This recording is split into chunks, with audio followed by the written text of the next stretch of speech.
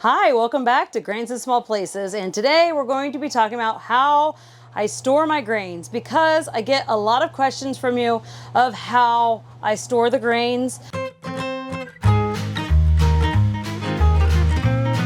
There are a lot of different ways to store your grains, and there's a lot of different information floating around on the internet, but I try not to make it too difficult for myself. So, I mean, there are some people that go into like using oxygen absorbers and pulling Mylar bags out and doing all these things. And I think that if you're storing long-term storage, that may be a good idea to do, but I go through my grains pretty quickly.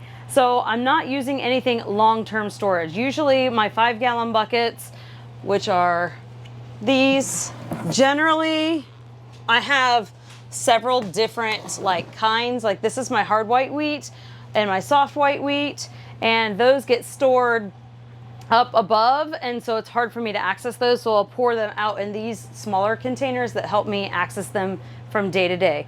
But those large buckets last me less than a year pretty much for all of them. So I only buy the grains in the big bulk bins of the ones that I'm using a lot of. So I think I have a bucket for sugar, I have a bucket for hard white wheat, a bucket for kamut, and a bucket for soft white wheat. And everything else I usually buy in smaller quantities. I only have so much space in here for 5-gallon buckets. So I think that if you're looking for like long-term storage that you're not going to be accessing these buckets, then maybe the oxygen absorbers might be a good idea. But there are other concerns about using those, and you can read all over the internet about that. But once you store something with oxygen absorbers and then you open it to, get more out, the oxygen absorbers are no longer good anymore. So if it's going to be a bucket that you're going to be getting in and out of, those are kind of maybe a waste of your money to do that. So generally what I do, as soon as I get my grains, I will inspect them and pour them into my bucket. So I won't buy my next bag of grains until my bucket is either almost gone or gone. And then I'll buy another batch. So a lot of times lately I've been buying almost all of my grains from Azure Standard, which I do have a link down below if you want to see. I have a lot of unboxing videos where I show you the quality of their grains. And they have pretty much all of them, and all of them in options for organic.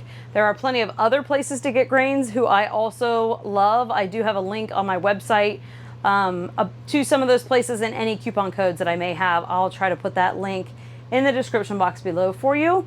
And so what I like to do is, as soon as I get my grains, I inspect them and pour them into my buckets and make sure everything looks good. I don't want that bag of grains just sitting around for a while, because that could be number one point to where I would have an issue. So grains can be stored almost indefinitely as long as they are protected from moisture and pests. So bugs, rats, mice, weevils, all those things are generally the issues that you would have with grains. If you keep them protected from those things, the grains will last pretty much forever. So as long as they're whole grains. Now, once they've been milled, then that is no longer valid. So once, you want the whole grains. So I'll pour the whole grain down into my 5-gallon bucket, and then I will just put a little bit of those grains into each one of these smaller containers.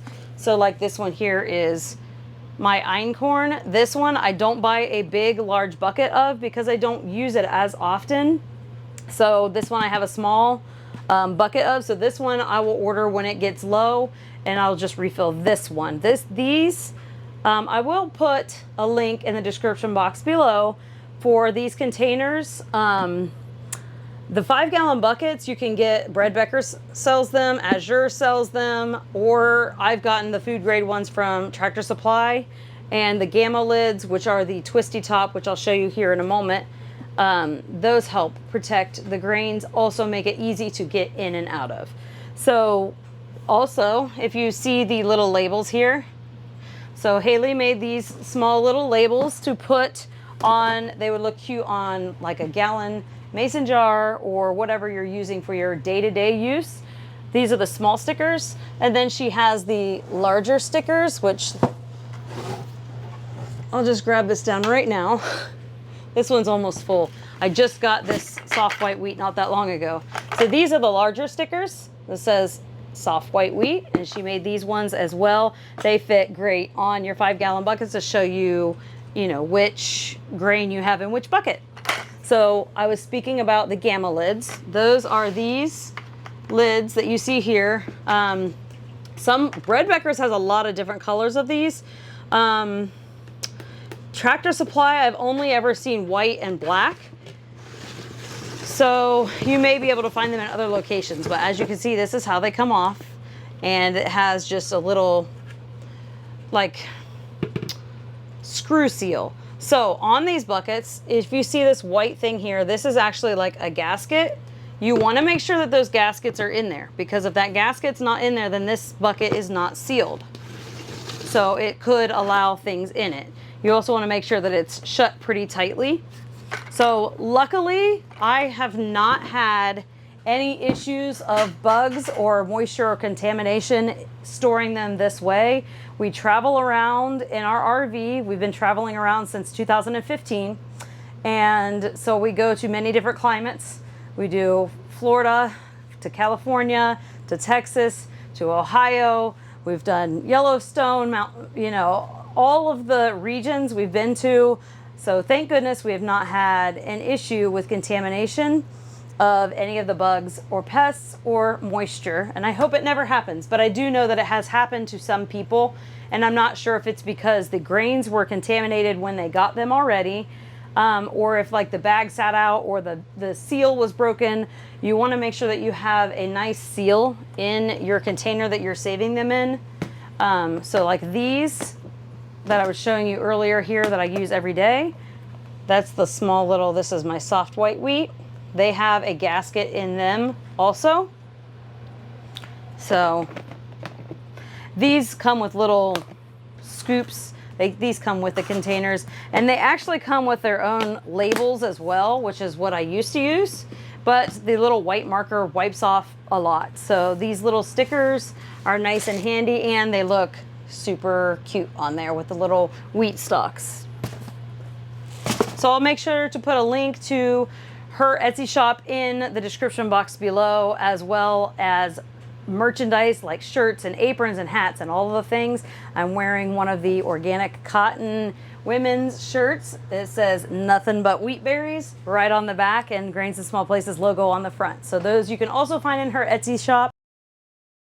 But I used to keep moisture absorbers in these, and then just in case, being in humid climates and things like that. But then I stopped doing that because I figured it probably wasn't making a difference because I was opening them and closing them so often. So I went ahead and got rid of using those. So these I don't use anything in, and I don't put anything in my buckets.